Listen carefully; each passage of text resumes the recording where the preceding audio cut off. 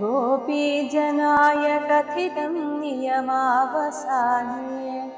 मारोत्सवं त्वमथ साधयितुं प्रवृत्त सान्द्रेण चान्द्रमहसा शिशिरीकृताशे प्रापूरयो मुरळिकां यमुनावनान्ते सम्मूर्च्छनाभिरुदितस्वरमण्डलाभि सम्मूर्च्छयन्तमखिलं भुवनान्तराळम् त्वद्वेणुनादमुपकर्ण्य विभो तरुण्य तत्तादृशं कमपि चित्तविमोहमापु तागेह कृत्य निरतास्तनयः प्रसक्ताः कान्तोपसेवनपराश्च सरोरुहाक्ष सर्वं विसृज्य मुरळीरवमोहितास्ते कान्तारदेशमयि कान्ततनो समेताः काश्चिन्निजाङ्गः परिभूषणमादधाना वेणुप्रणादमुपकर्ण्य कृतार्थभूषाः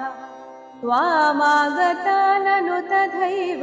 विभूषिताभ्यस्ता एव संरुरुचिरे तव लोचनाय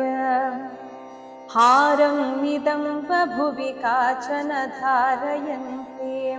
काञ्चीं च कण्ठभुवि देवा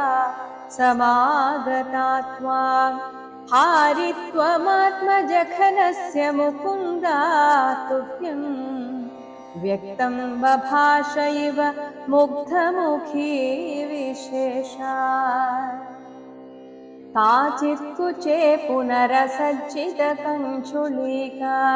व्यामोहतः परवधूभिरलक्ष्यमाणा त्वामाययौ निरुपमप्रणयातिभार राज्याभिषेकविधये कलशीधरेव काश्चित् गृहात् किल निरेतुमपारयन्त्यस्त्वामेव देवा हृदये सुदृढं विभाव्य देहं विधूय परचित् सुखरूपमेकम् त्वामाविशन् परमिमाननु धन्य धन्याः जारात्मना न परमात्मतया स्मरन्त्यो नार्यो गता परमहंसगतिं क्षणेन तं त्वां प्रकाश परमात्मतनुं कथञ्चित् चित्ते वहन्नमृतमश्रममश्नुवीय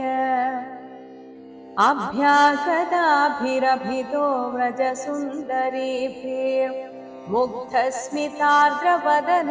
करुणावलोकी निःसीमकान्तिजलधिस्त्वमवेक्ष्यमाणो विश्वैकहृद्या हर मे पवनेशा रोगा सर्वत्र गोविन्द नाम संकीर्तनं गोविन्द गोविन्द।